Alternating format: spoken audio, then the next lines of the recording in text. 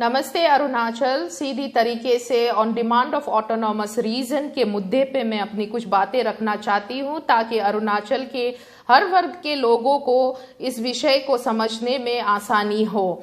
आप जैसा जानते हैं कि India is a democratic country and it practices democracy at large. उस हिसाब से भारत के किसी भी राज्य, जिला, क्षेत्र या समुदाय के लोगों को कुछ भी मांग करने की पूरी अनुमति या आजादी है, पर वो मांग जायज होनी चाहिए on the basis of merits.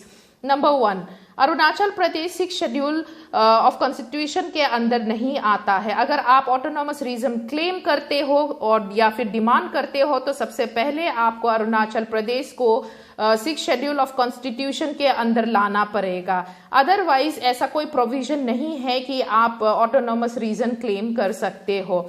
अगर उस क्लेम को कोई इंडोर्स भी करता है, प्रमोट भी करता है, जैसे कि 2 दिन पहले हमारा मुख्यमंत्री ने कहा कि इस विषय पर हम चर्चा करेंगे, ओपन डिबेट होगा, तो ऐसा डिबेट भी जायज नहीं है। सीधी तरीके से आम आदमी के जुबान में उसे इलीगल इनविटेशन कहते हैं, और जो उस पे पार्टिसिपेट करेंगे, चाहे वो सीबीओज हो या वॉलंटियर ऑर्गेनाइजेशंस या कोई और स्टेक होल्डर्स हो, तो इनडायरेक्टली डायरेक्टली अगर आप पार्टिसिपेट करते हो तो आप इलीगैलिटी को इंडोर्स कर रहे हो, प्रमोट कर रहे हो, विच हमारे जो नेटिजन है, जो पब्लिक है इस राज्य के, वो नहीं चाहते हैं। नंबर 2, अभी 2 दिन पहले प्रेस वार्ता में हमारे मुख्यमंत्री जी ने कहा है कि statehood act itself is wrong.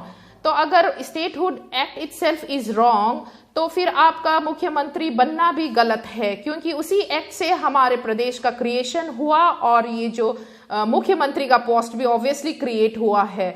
तो अगर रॉन्ग है तो आपका पद में बैठना भी गलत है। तो अगर उस हिसाब से देखा जाए तो हम अरुणाचल वाले एक स्टेटलेस स्टेट में है, जहां कोई सीमाएं नहीं है, जहां कोई क्षेत्र का हिसाब नहीं है, और हमारा कोई लीडर नहीं है, कोई मुख्यमंत्री नहीं है, कोई मिनिस्टर नहीं है।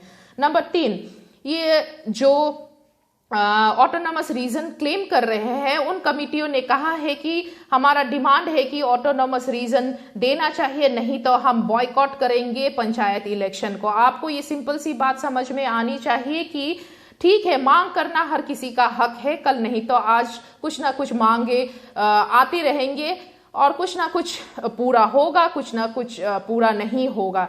लेकिन जो आपको समझ में आना चाहिए कि ऑटोनॉमस रीजन का मांग जो होता है वो on the basis of development and upliftment of particular region होता है, जबकि आपको पता है वो डेवलपमेंट का जो बेसिक फाउंडेशन है वो पंचायती सिस्टम है। जब आप वो बेसिक फाउंडेशन ऑफ डेवलपमेंट को ही नकार के, आप इग्नोर करके, नेग्लेक्ट करके आप ऑटोनॉमस रीजन की मांग कर रहे हो तो हमें बड़ा कंफ्यूजन सा है कि आपका मांग जेन्युइन है कि नहीं।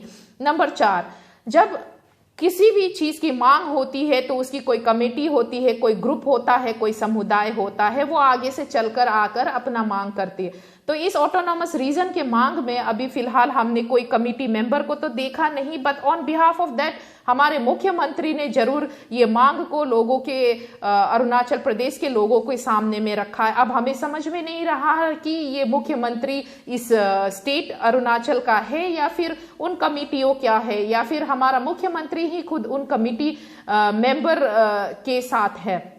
नंबर 5, अब आप देखिए कि अरुणाचल ही नहीं, पूरा जो दुनिया है, the world itself is struggling to fight corona virus.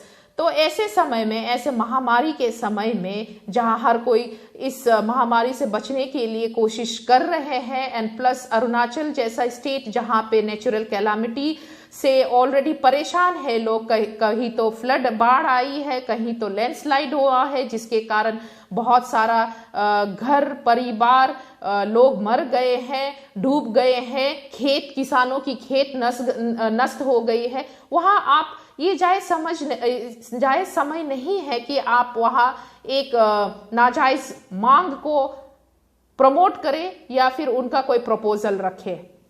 धन्यवाद।